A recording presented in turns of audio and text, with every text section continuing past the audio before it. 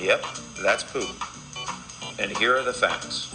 If you've been in a room with poop, you've been exposed to harmful germs like fecal coliform and its ugly friends E. coli, salmonella, and norovirus. But those are big words, so we're just going to call them poop.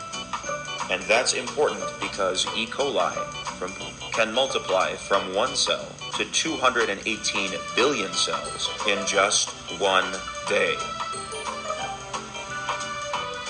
And that probably means you have poop on your hands. You have poop hands. And we don't want you making our delicious food with your poop hands. There's an easy fix though.